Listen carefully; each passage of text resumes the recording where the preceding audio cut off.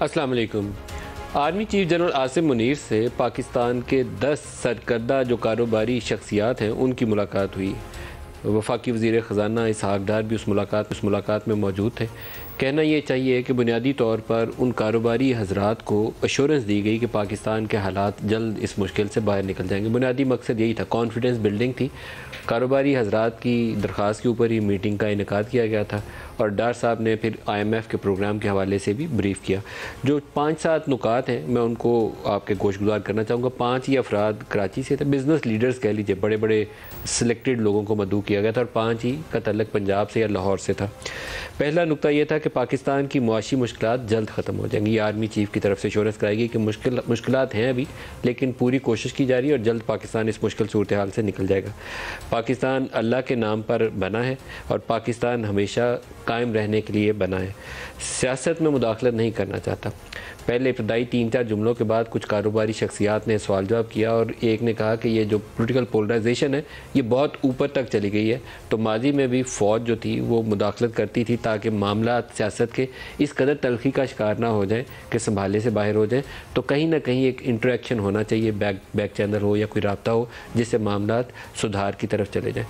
تو سیدھا اور براہ راست جواب یہ تھا آرمی چیف کی جانب سے کہ میں سیاسی معاملات میں مداخلت نہیں کرنا چاہتا۔ ایک طرف 14 جماعتوں کا یا 13 جماعتوں کا اتحاد ہے PDM کا، دوسری طرف اپوزیشن کی پارٹیز ہیں، تو آپس میں بات کرنا چاہیں تو کر لیں، خود سے معاملات سارٹ آؤٹ کر لیں۔ یہ آخری جملے کی وضاحت میں نے خود کی ہے، لیکن جو بزنس لیڈرز کی طرف سے ہمیں بتایا گیا کہ آرمی چیف نے کہا کہ سیاسی معاملات میں مداخلت نہیں کرنا چاہتا۔ پھر یہ جو انٹرنیشنل مانیٹری فنڈ کا پروگرام ہے اس کے حوالے سے اسحاق ڈار صاحب نے ملاقات میں کہا کہ جلد ہی معاملات طے پا جائیں گے۔ جو پرائر ایکشنز ہیں لارجلی ہم اس کے اوپر عمل درآمد کر چکے ہیں، تو جو فورن فنڈنگ دوست ممالک نے دینی ہے وہ پرائر ایکشنز میں شامل نہیں ہے۔ وہ $5-7 ارب کا فائنینسنگ گیپ ہے، اس کے اوپر کام ہو رہا ہے، لیکن اس کے اوپر آرمی چیف کی جانب سے ایک بڑی انٹرسٹنگ وہاں کے سامنے چیز پیش کی گئی۔ جو بزنس لیڈرز سے ان کو بتایا گیا کہ پاکستان کے جو دوست ممالک ہیں وہاں سے اچھی سرمایہ کاری کی توقع ہے، اور 3 شعبوں میں، اس میں سر فہرست ہے زراعت، دوسرا ہے کان کنی، اور تیسرا ہے انفارمیشن ٹیکنالوجی، اور خاص طور پر چائنیز کمپنی سے توقع ہے کہ وہ انفارمیشن ٹیکنالوجی کے شعبے میں بھاری سرمایہ کاری کریں گے۔ تو یہ وہ ایک میٹنگ ہے جو بہت ہی انٹرسٹنگ ٹائم میں ہو رہی ہے، جہاں پر ایک طرف اکنامک سچویشن کے حوالے سے بیج گینی ہے اور دوسرا سیاسی ماحول جو ہے وہ بھی بیج گینی کا شکار ہے۔ الیکشنز ہونے ہیں یا نہیں ہونے۔ الیکشن کمیشن آف پاکستان نے انتخابات کے شیڈول کا اعلان کر دیا، لیکن ابھی بھی سوال یہی ہے کہ کیا 30 اپریل کو پنجاب کے اندر صوبائی اسمبلی کے انتخابات ہونے جا رہے ہیں یا ملتوی ہونے جا رہے ہیں؟ دونوں میں سے کوئی ایک صورتحال بھی ابھی واضح طور پر ہمارے سامنے نہیں ہے۔ اور پاکستان مسلم لیگ نواز سے ان کے سینئر لیڈرز مریم نواز اور خود رانا ثناءاللہ اور باقی لوگ جو ہیں وہ بیانات دے رہے ہیں کہ جنرل فیض کے اوپر کورٹ مارشل، مریم نے تو جلسے کے اندر یہ اعلانات کرنا شروع کر دیا کہ ان کے اوپر کارروائی ہونی چاہیے۔ یہ سارے سوالوں کا جواب دینے کے لیے آج ہمارے ساتھ مہمان شخصیت ہیں وفاقی وزیر رانا ثناءاللہ خان۔ رانا صاحب بہت شکریہ، آپ ہمارے ساتھ شامل ہو رہے ہیں۔ پہلے تو جو آرمی چیف کی ملاقات ہے اسی سے سٹارٹ کرنا چاہوں گا، بزنس لیڈر سے انٹریکشن، آپ اس کو کیسے دیکھتے ہیں؟ یہ بہت ایک مثبت پیش رفت ہے، کیونکہ بزنس لیڈرز جو ہیں جب ان کا کانفیڈنس بحال ہوگا تو پھر بزنس کمیونٹی جو ہے وہ جب گورنمنٹ کے ساتھ چلے گی تو اس سے معاشی پالیسیوں کے اوپر عمل درآمد کرنا بھی اور معاشی استحکام جو ہے اس کا حاصل کرنا جو ہے وہ آسان بھی ہوتا ہے اور اس میں بہتر جو ہے وہ پیش رفت ہوتی ہے۔ تو اس میں آرمی چیف کیونکہ وہ اسٹیٹ کو ریپریزنٹ کرتے ہیں، ریاست کو ریپریزنٹ کرتے ہیں، اور وزیر خزانہ جو ہے وہ گورنمنٹ کو ریپریزنٹ کرتے ہیں، تو ان دونوں کا وہاں پہ موجود ہونا اور اپنے بزنس لیڈر سے جو ہے وہ ایک ڈائلاگ کرنا اور ان کے سوالات کا جواب دینا، یہ ماضی میں بھی ہوتا رہا ہے، لیکن اس وقت کی بھی یہ شاید اشد ضرورت تھا اور اس کا ہونا جو ہے یہ بہت بہتر رہے گا۔ اچھا رانا صاحب، وہاں پر کچھ کاروباری حضرات نے ایک تجویز دی، بڑی مثبت پیش رفت ہے۔ کچھ کاروباری حضرات نے تجویز دی اور کہا کہ عمران خان بیان دے رہے ہیں کہ وہ موجودہ آرمی چیف سے ملنا چاہتے ہیں، تو آپ کو ایک کردار ادا کرنا چاہیے تاکہ یہ جو پولرائزیشن ہے سیاست کے اندر اس کو کم کیا جا سکے، کچھ تلخی کم ہو جائے۔ اور وہیں پہ کسی نے، میں نام نہیں لے رہا، کسی نے کامنٹ کیا کہ ایک طرف وہ موجودہ آرمی چیف سے ملنا چاہ رہے ہیں اور دوسری طرف دوسرے ہی جملے میں وہ فارمر آرمی چیف کا کورٹ مارشل بھی کروانا چاہتے ہیں. تو آرمی چیف نے صرف اس پہ اتفاق کیا کہ میں سیاسی معاملات میں مداخلت نہیں کرنا چاہتا, سیاست سے دور رہنا چاہتا ہوں. یہ جملہ بڑا معنی خیز ہے اور امپورٹنٹ ہے. پاکستان کی سیاست میں کبھی اسٹیبلشمنٹ سیاست سے دور رہی نہیں ہے, کہیں بھی تو تب بھی دور نہیں رہی. ابھی ان کے جملے کو آپ کیسے دیکھتے ہیں؟ دیکھیں, ان کا یہ عزم جو ہے یہ بڑا پختہ ہے اور اس کا اظہار انہوں نے اور بھی کئی موقعوں کے اوپر کیا ہے. اپیکس کمیٹی کی میٹنگز میں جو انہوں نے اظہار خیال کیا اس سے بھی ان کا یہ عزم جو ہے وہ ظاہر ہوتا ہے. معاملہ یہ ہے کہ پالیٹکس جو ہے اس کے اسرار و رموز اور اس کی جو تلخیاں ہیں, جب وہ اسٹیٹ کو ہٹ کرنے لگے اور اسٹیٹ جو ہے وہ ان سے متاثر ہونے لگے, تو ایسے موقعوں کے اوپر میں سمجھتا ہوں کہ پھر اسٹیبلشمنٹ کو یا وہ ان تمام اداروں کو, ان اداروں میں آپ ایک ادارے کا نام کیوں لیں, اس میں دوسرے ادارے بھی ہیں, اس میں سول سوسائٹی بھی ہے, اس میں جوڈیشری بھی ہے. تو اسٹیٹ کی حفاظت کے لیے تو سب کو جو ہے وہ آگے آنا چاہیے اور آگے آنا جو ہے اور معاملات کو سلجھانا جو ہے وہ کوئی نامناسب بات نہیں ہے. اب ملک جو ہے وہ اس مرحلے پہ پہنچا چاہتا ہے کہ ایک آدمی جو اپنی ضد, جو اپنی انا, جو اپنی ہٹ دھرمی, جو اپنی غیر جمہوری سوچ, منفی سوچ, انتقامی سوچ کی وجہ سے اس ملک کی سیاست کو اس حد تک پراگندہ کر چکا ہے, متاثر کر چکا ہے کہ وہ اب اسٹیٹ کو خطرے سے دو چار کرنے کی طرف بڑھ رہی ہے.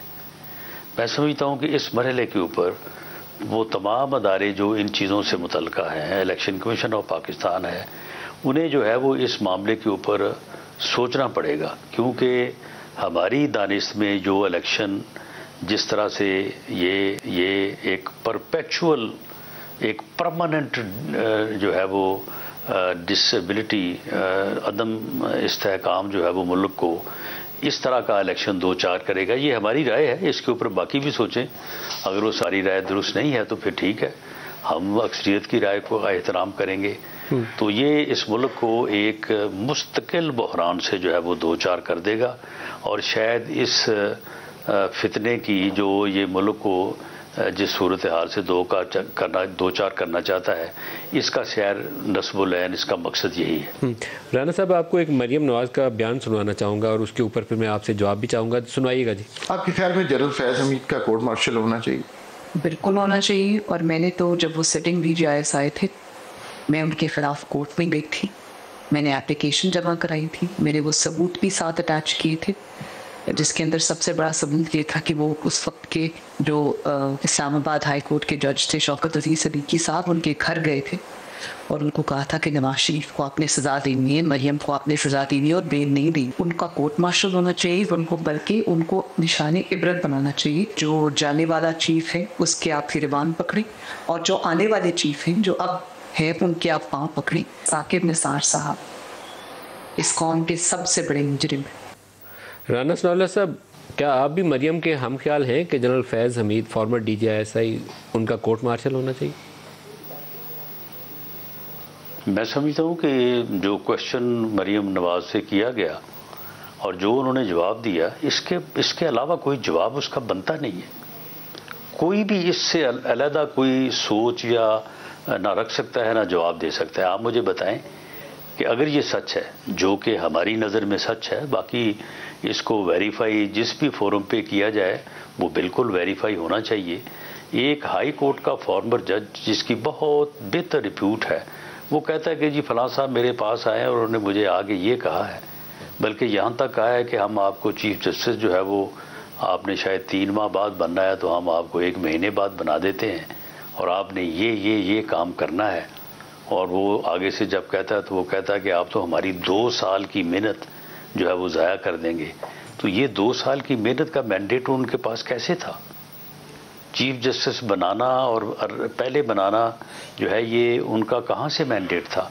اور اگر وہ ان چیزوں میں ملوث رہے ہیں تو انہوں نے اپنے ادارے کے ساتھ بھی زیادتی کی ہے, خود اپنے آپ کے ساتھ بھی کی ہے, اور ملک کے ساتھ جو زیادتی کی ہے وہ تو سب کے سامنے ہے. سر, آپ اس کے اوپر کوئی تحقیقات کر رہے ہیں؟ لوگوں کو پروسیکیوٹ دیکھیں جی، اس کے اوپر تحقیقات تو خیر ابھی تک نہیں ہو سکی. جو سپریم جوڈیشل کونسل ہے اسے اس کے اوپر تحقیقات کرنی چاہیے تھی، لیکن باوجود شوکت صدیقی صاحب کو ٹیکنیکل بنیادوں کے اوپر ناک آؤٹ کر کے انہیں جو ہے وہ ہائی کورٹ، اسلام آباد ہائی کورٹ سے علیحدہ کر دیا گیا. اور یہ حصہ لیکن جنرل فیض کے معاملے میں تو ان کو اس بیان پہ اوپر تو نکال دیا، لیکن اس بیان کی تحقیقات نہیں کی. جنرل فیض کے اوپر تو سپریم جوڈیشل کونسل نے تحقیقات نہیں کرنی. جنرل فیض کے اوپر کیا تحقیقات کر رہے ہیں آپ لوگ؟ نہیں، جنرل فیض کے اوپر تحقیقات جو ہے وہ شوکت صدیقی صاحب کے بیان کی ہونی تھی نا. شوکت صدیقی صاحب نے جو بیان دیا اس بیان کے اوپر انہیں وہ جو ہے وہ ہائی کورٹ کے سے اسلام آباد ہائی کورٹ سے فارغ کر دیا گیا. لیکن ان کے بیان کے متعلق کہ کیا انہوں نے درست کہا یا جھوٹ کہا، اس کے اوپر کوئی تحقیقات نہیں ہوئی. اگر یہ تحقیقات ہو جاتی اور یہ ثابت ہوتا جو کہ ہو جانا تھا کہ انہوں نے سچ کہا ہے، تو پھر وہ سپریم جوڈیشل کونسل کا وہ ویریفائڈ جو ہے وہ فیصلہ یا اس کا وہ جو ہے وہ تحقیق وہ جو ہے وہ متعلقہ ادارے کو بھیجی جا سکتی تھی. آج آپ نے ایک پریس کانفرنس میں کہا کہ انویسٹیگیشنز چل رہی ہیں جنرل فیض کے اگینسٹ، تو وہ جب انویسٹیگیشنز کمپلیٹ ہوں گی اس کے بعد معاملات آگے چلیں گے. وہ انویسٹیگیشنز کیا ہیں؟ وہ انویسٹیگیشن جو ہے وہ مختلف نوعیت کی ہیں، اور اس میں زیادہ تر پارٹ جو ہے وہ فائنینشیل ہے، اور وہ ان کے بھائیوں کے گرد گھوم رہا ہے. لیکن ان کے بھائی جو ہیں وہ اپنی ذاتی حیثیت یا پوزیشن سے تو شاید یہ نہیں کر سکتے تھے، اور یقیناً اس میں جنرل فیض حمید صاحب کا عمل دخل جو ہے وہ اس سارے معاملے میں بالآخر جو ہے وہ بات وہیں پہ جا کے رکے گی. لیکن ابھی کچھ کہنا جو ہے وہ قبل از وقت ہے. آپ کا اشارہ وہ ایک ہاؤسنگ سوسائٹی جو ان کے بھائی کے ساتھ جو منسوب کی جاتی ہے، آپ کا اشارہ اس کی طرف ہے. مجھے نہیں پتا کہ آپ کس ہاؤسنگ سوسائٹی کی بات کر رہے ہیں. مجھے تو جو انفارمیشن ہے کئی ہاؤسنگ سوسائٹیز ہیں.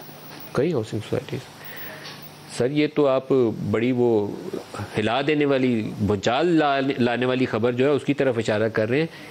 اتنا بڑا سکیل ہے ان تحقیقات کا؟ ہم نے سنا تھا کہ اسپیشل انویسٹیگیشن بیورو فوج کے اندر کچھ لوگوں کے اوپر تحقیقات کر رہا ہے. تو کیا یہ جس طرف آپ اشارہ کر رہے ہیں فائنینشیل irregularities، یہ بھی اس کا حصہ ہیں؟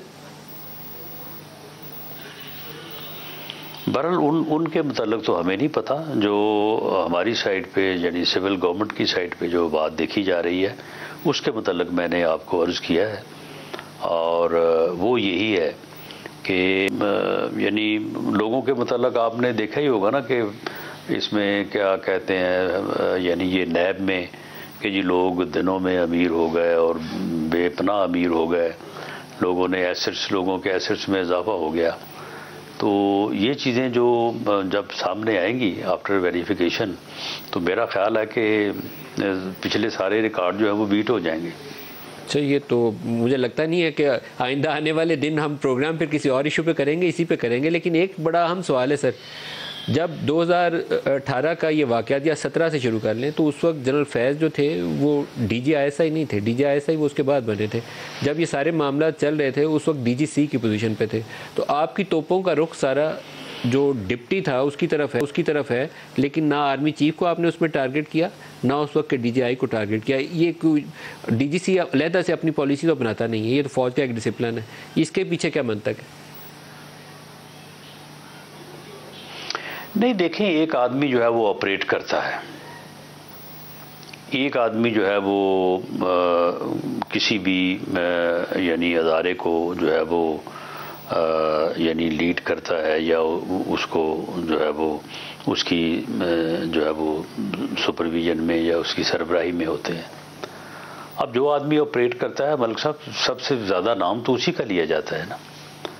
باقی اس کے آپریٹ کرنے میں اسے کس کی حمایت حاصل تھی، کس کی حمایت حاصل تھی، وہ کسی کے کہنے پہ کر رہا تھا، اپنی آزاد مرضی سے کر رہا تھا. تو یہ چیزیں جو ہے وہ تھوڑا پیچھے چلی جاتی ہیں. لیکن بہرحال ان چیزوں کا ایک اپنا وزن ہوتا ہے.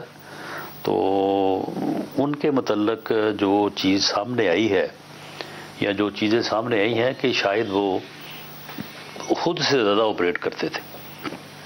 اور سر دوسرا آپ کا جو نشانے کے اوپر ہے وہ سپیریئر جوڈیشری ہے، جس کے اوپر لاء منسٹر نے بھی بیان دیا ہے. مریم نواز جلسے میں وہ ٹرک لے کر آ گئی تھی، وہ ٹرک کے پیچھے کیا کہانی ہے وہ آپ ہی بہتر بتا سکتے ہیں. نہیں، سپیریئر جوڈیشری نہیں ہے. نہیں، سپیریئر جوڈیشری نہیں ہے. ہم جوڈیشری کا ایک ادارے کے طور پہ بے پناہ احترام کرتے ہیں. احترام کیا جانا چاہیے. اس احترام کے بغیر کوئی معاشرہ قائم نہیں رہ سکتا. اور موجودہ چیف جسٹس جو ہیں وہ بہت ہی اعلیٰ اور بڑے مخلص انسان ہیں. لیکن جو اس سے پہلے فارمر چیف جسٹس سے جن کا نام یعنی ثاقب نثار صاحب، جو خود کو بابا رحمتے کہلوانا پسند کرتے تھے، یہ ان کی ہم بات کر رہے ہیں. نہیں سر، آپ ظاہر علی اکبر نقوی جو موجودہ سپریم کورٹ کے جج ہیں، آپ ان کو بھی ساتھ نشانے پر رکھا ہوا ہے. مریم نے جلسے کے اندر وہ ٹرک پکڑ لیا تھا، اور وہ ٹرک کی آڈیو بھی آئی ہے. ٹرک کی آڈیو کے اوپر آپ نے تحقیقات کرائی ہے کہ وہ کیا ہے، ٹرک سے کیا مراد ہے، تاڑے نادا ٹرک کھڑائی سے کیا مراد ہے؟ یہ تو اب فواد چودھری صاحب سے پوچھا جانا چاہیے. اس کے اب لوگ تو مانے جو ہے وہ مختلف لے رہے ہیں. لیکن مظاہر علی اکبر نقوی صاحب کے متعلق جو وہ آئیڈیو سامنے آئی ہے، تو اس میں چودھری پرویز الہی صاحب اور اس میں فواد چودھری صاحب، یہ بندے جو ہیں یہ نشانے پہ ہیں. اور جو ہماری تحقیقات ہیں، یہ ویڈیوز آئیڈیوز جو ہیں یہ درست ہیں.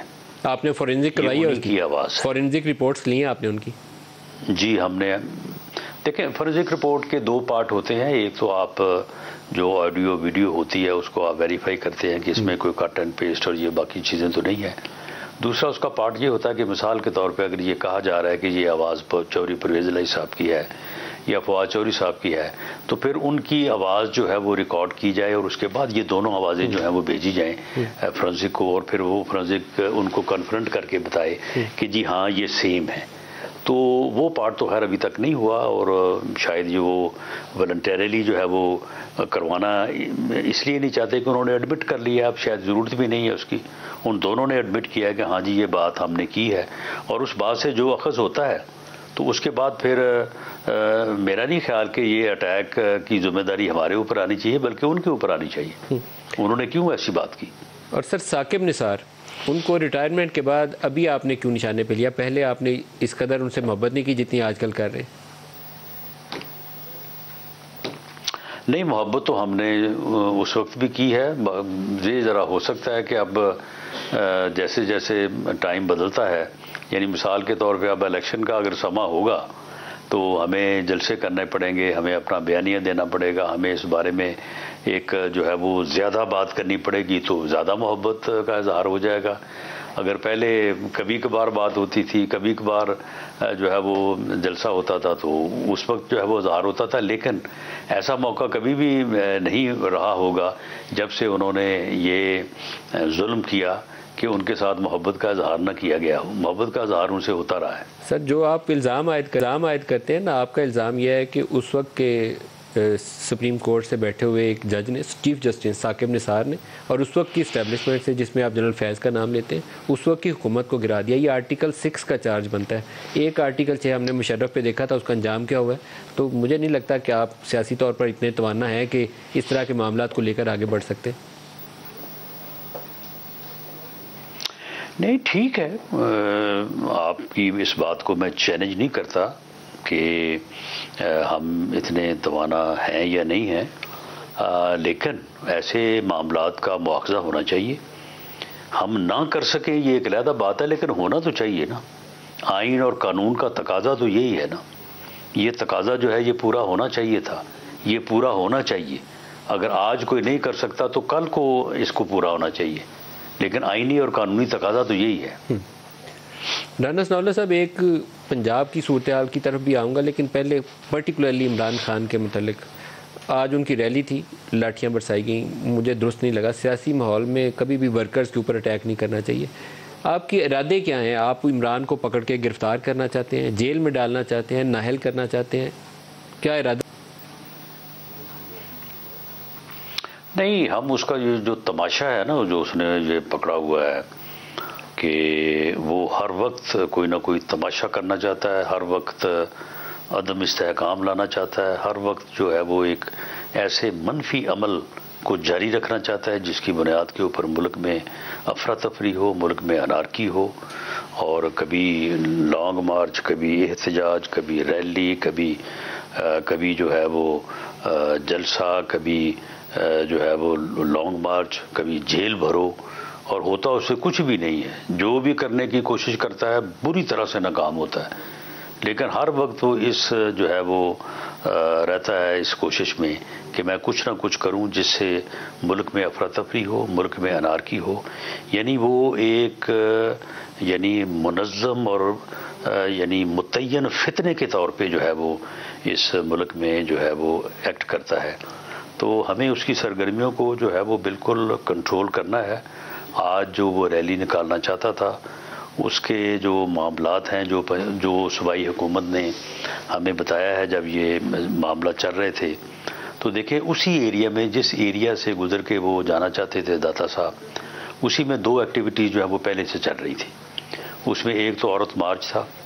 عورت مارچ جو ہے وہ ایک ایسا حساس مارچ ہے، یا اسے حساس بنا دیا گیا ہے کہ اس کی حفاظت جو ہے وہ بہت زیادہ جو ہے وہ ہائی الرٹ پہ کرنی پڑتی ہے کہ کوئی نہ کوئی اس سے جو ہے وہ معاملہ ہو نہ جائے۔ اچھا، اس کے مقابلے میں ایک حیا مارچ ہے، وہ بھی اسی جو ہے وہ علاقے میں ہو رہا تھا۔ اب تیسرا انہوں نے جو ہے وہ اپنا شیطانی مارچ جو ہے اس کا انہوں نے اعلان کر دیا، تو پھر ان کو روکا جانا جو ہے وہ وہاں کی جو صوبائی انتظامیہ ہے انہوں نے اس کو جو ہے وہ مناسب سمجھا۔ اب آپ دیکھیں نا، یہاں اسلام آباد میں یہ دونوں مارچ تھے، حیا مارچ بھی تھا اور یہاں بھی پولیس والوں نے لاٹھیاں برسائی اور باوجود تمام تر سر یہاں پہ بھی لاٹھیاں برسائی ہیں سر، کوئی درست کام نہیں ہوا یہاں پہ کوشش۔ جی بالکل ہے، جی بالکل ایسے ہوا ہے، اور یعنی اس کی حساسیت کا آپ اندازہ لگا لیں کہ تمام تر کوششوں کے باوجود جو ہے یہ ایونٹ لیس نہیں ہو سکا، اور یہ ایونٹ ہوا ہے، اس کے اوپر ہم نے سخت ایکشن لیا ہے، اور جن لوگوں نے خواتین کے اوپر لاٹھیاں برسائیں ان کو سسپینڈ کیا ہے، انکوائری کر رہے ہیں، اور جو لوگ بھی اس واقعے کے ذمہ دار پائے جائیں گے ان کے خلاف سخت کارروائی ہوگی۔ رانا صاحب، لیکن یہ عورتوں کے مارچ میں یا ادھر پاکستان تحریک انصاف کی ریلی کے اوپر لاٹھیاں برسانا یہ قابل مذمت ہے۔ پولیٹیکل ورکرز کے اوپر یا سوشل ایکٹیوسٹ کے اوپر کبھی لاٹھیاں نہیں برسائی جاتی چاہیے؟ نہیں، یہ اسلام آباد کا واقعہ تو واقعی قابل مذمت ہے۔ اس کا جو عذر وہ پیش کر رہے ہیں وہ عذر اس کو بائی نہیں کیا جا سکتا۔ انہیں پھر بھی اگر انہوں نے ایس پی صاحب کی وردی پہ ہاتھ اٹھایا بھی تھا، یا ان کو انہوں نے جو ہے وہ جس طرح سے وہ کہہ رہے ہیں کہ انہیں جو ہے وہ انہوں نے وردی سے پکڑا، ایسا تھا بھی تو انہیں صبر اور حوصلے کا مظاہرہ کرنا چاہیے تھا۔ لیکن جہاں تک ان کا تعلق ہے جو لاہور میں تھے، تو وہ تو صرف فساد کے لیے نکلنا چاہتے تھے، وہ تو ایک فتنے کی آواز پہ لبیک کہہ کے افراتفری اور انارکی کے لیے وہاں سے نکلنا چاہتے تھے۔ ان کو کرٹیل کرنا، ان کو کنٹرول کرنا جو ہے وہ بالکل مناسب تھا۔ اچھا، ایک بریک لے لیں رانا صاحب، بریک کے بعد آپ کو انتخابات ہونے یا نہیں ہونے اس کے اوپر درخواست کروں گا کہ ہمیں بتائیے۔ بریک لے لیں جی، ہمارے ساتھ ہیں۔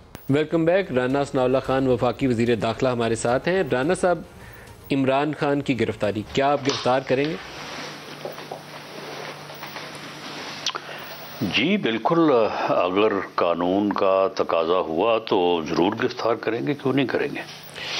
آپ کی انٹینشن مجھے یہ لگتی ہے کہ آپ پریشر بڑھا رہے ہیں گریجولی، اور آئندہ چند روز کے اندر آپ کا ارادہ یہ لگتا ہے کہ کسی ایک مقدمے میں جہاں سے ہی عدالت سے حکم نامہ آئے تو فوری گرفتار کر لیں۔ کچھ ایسا تاثر درست ہے یا نہیں ہے؟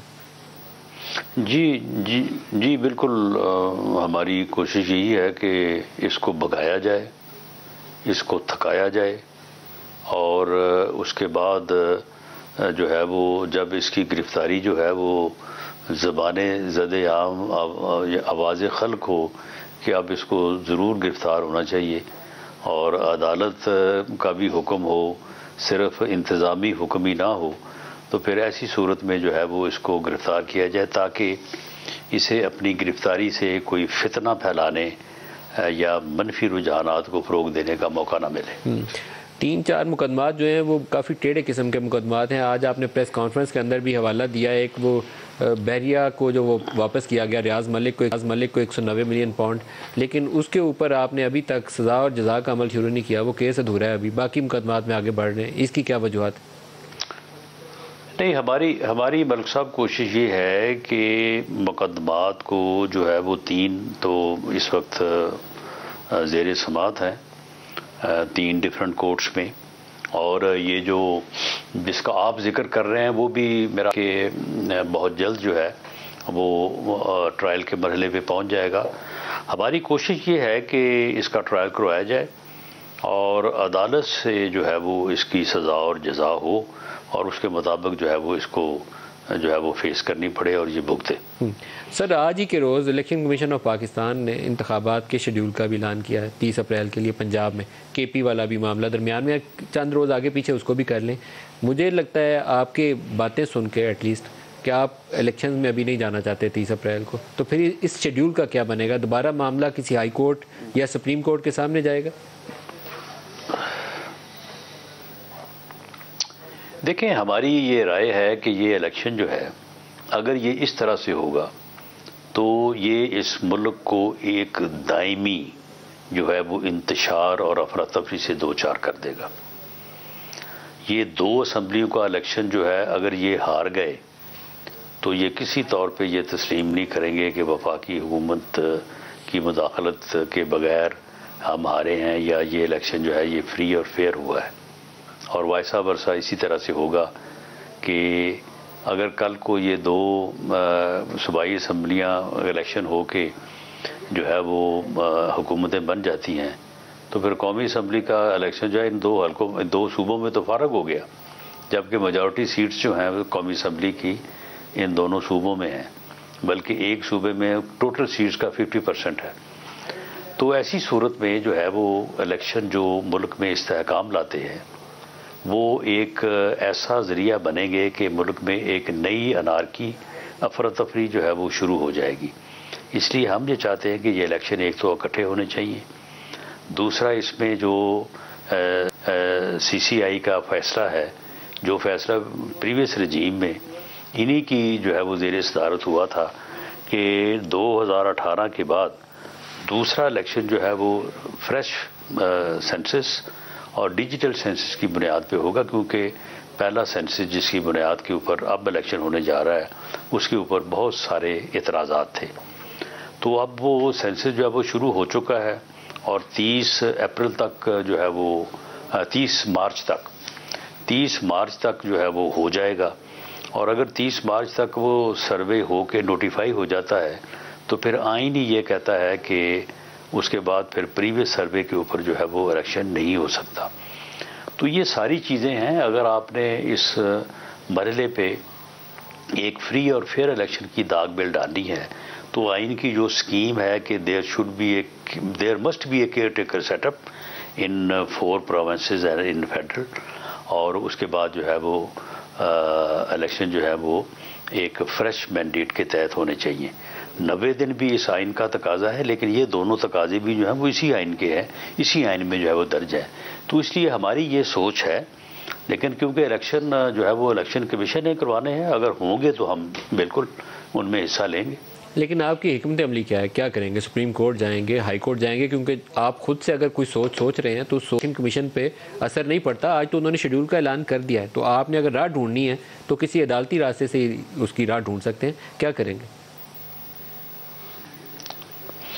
دیکھیں، اس میں عدالتی راستہ بھی ہے، الیکشن کمیشن کا راستہ بھی ہے، اور باقی بھی ساری چیزیں ہیں۔ ہم نے تو اپنی رائے جو ہے وہ سامنے رکھ دی ہے، اور کل کو ہم اس الزام کے جو ہے وہ سزاوار نہیں ہوں گے۔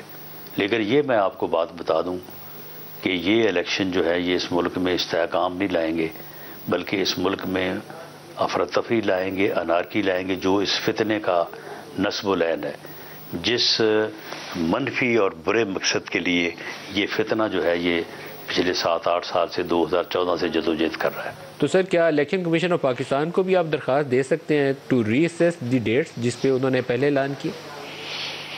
جی، ہم جو یعنی ہمارا موقف ہے اور ہمارے موقف کے ساتھ جو ریلیونٹ ایویڈنس ہے وہ ہم اس کے سامنے رکھیں گے۔ Welcome back. Rana Sanaullah Khan وفاقی وزیر داخلہ ہمارے ساتھ ہیں۔ ایک آپ کی جماعت سے بڑا ایک اناؤنس تھی پوزیشن کہ جیسے ہی انتخابات کے شیڈول کا اعلان ہوگا تو نواز شریف واپس آئیں گے، لیکن نواز شریف کے واپس آنے کا ابھی تو کوئی اثر نہیں ہے۔ مجھے لگتا ہے کہ وہ بھی ابھی دیکھ رہے ہیں کہ انتخابات ہونے ہیں نہیں، اس کے بعد فیصلہ کریں گے۔ جی بالکل، اگر انتخابات ہوئے تو وہ ضرور واپس آئیں گے۔ اور اگر میں ابھی 30 اپریل کے اوپر آپ کو یقین نہیں ہے، کیونکہ ادروائز تو کیمپین سٹارٹ کرنے کے لیے انہیں پاکستان آ جانا چاہیے۔ بہرحال اگر از دیر، اگر ابھی ہے، اگر نکل جائے گا تو پھر وہ آ جائیں گے۔ جہاں جہاں ورکرز کنونشن مریم نے کیا آپ ساتھ موجود ہوتے ہیں، تو مریم کہتی ہیں تکڑی کے دونوں پلڑے جب تک برابر نہیں ہوں گے تو تب تک لیول پلینگ فیلڈ نہیں بنتی۔ تو تکڑی کے پلڑوں سے برابر ہونے سے تو ہماری جو انڈرسٹینڈنگ ہے دو چیزیں آتی ہیں کہ ایک تو گزشتہ انتخابات میں نواز شریف جو تھے گرفتار تھے اور پھر ڈسکوالیفائڈ تھے، تو آپ اسی طرح کی سچویشن عمران کے لیے پیدا کرنا چاہتے ہیں، گرفتار بھی اور ڈسکوالیفائڈ بھی۔ نہیں جی، ترازو کے پلڑے جو ہیں وہ ہونے چاہیے برابر۔ یہ مطالبہ تو مریم نواز کا بڑا جائز مطالبہ ہے، بلکہ یہ تو ہر کسی کا مطالبہ ہے۔ ترازو کے پلڑے جو ہے وہ کوئی کہہ سکتا ہے کہ وہ ان ایون ہونے چاہیے، برابر نہیں ہونے چاہیے۔ تو پھر یہ ڈسکوالیفیکیشن اس کی طرف بھی معاملات جاتے دیکھ رہے ہیں آپ، یا آپ کی امید ہے آس ہے کہ اس طرح ہو جائے؟ نہیں تو یہ کیوں بھاگا پھر رہا ہے؟ یہ کیوں نہیں پیش ہو رہا؟ فرد جرم کیوں نہیں لگوا رہا؟ کیوں نہیں کیس کو پروسیڈ ہونے دے رہا؟ اسے پتہ ہے کہ یہ ثابت شدہ کیسز ہے، وہ یہ بھی نہیں کہہ سکتا وہاں پہ جا کے کہ جی، یعنی ملزم ڈیفینڈ کرتا ہے نا، ڈیفینس ڈیفینڈ کرتا ہے کہ جی غلط ہے میرے اوپر الزام، وہ یہ بھی نہیں کہہ سکتا۔ یہ ایسے الزامات ہیں، توشہ خانہ کا بھی، فورن فنڈنگ کا بھی، اور ٹیرین وائٹ کا بھی۔ رانا صاحب، کچھ معاملات ایسے تھے تحریک انصاف کے دور حکومت میں جس کے اوپر ہم پبلکلی اس کی مذمت کرتے تھے، اور ابھی آج آپ کی مذمت کروں گا۔ ایک اس میں یہ تھا کہ نواز شریف کی تقریر کے اوپر پابندی عائد کی گئی، ساکھدار کی تقریر کے اوپر پابندی عائد کی گئی۔ ہمارا موقف تھا کہ سیاسی نوعیت کے مقدمات ہیں، آپ ان سے یہ حق نہیں چھین سکتے کہ ان کی تقریر دکھانی جانی چاہیے یا نہیں جانی چاہیے۔ آج آپ نے وہی کام عمران خان کے اوپر لاگو کر دیا، یہ کام درست نہیں ہے۔ نہیں دیکھیں، وہ تو سیاستدان تھے نا، سیاستدان کی جو ہے وہ تقریر کے اوپر بالکل پابندی نہیں لگنی چاہیے۔ عمران خان تو سیاستدان ہے ہی نہیں، یہ سیاستدانوں والی باتیں کرتا ہے۔ سر یہ تو عمران خان والی بات ہی ہوگی نا۔ تقریر کرتا ہے، آپ نے کبھی سنی ہے اس کی تقریر؟ جو یہ تقریر کرتا ہے اور جو یہ باتیں کرتا ہے، تو یہ تو یعنی سیاستدانوں والا تو اس میں کام ہے ہی کوئی نہیں۔ یہ تو کہتا ہے کہ میں اپنے اپوزیشن یا اپنے مخالف سیاستدانوں سے ساتھ بیٹھنے سے پہلے بہتر ہے میں مر جاؤں۔ یہ اپوزیشن کو سمجھتا ہے کہ ساری اپوزیشن جو ہے وہ چور ہے، ڈاکو ہے، اس کو ختم ہو جانا چاہیے۔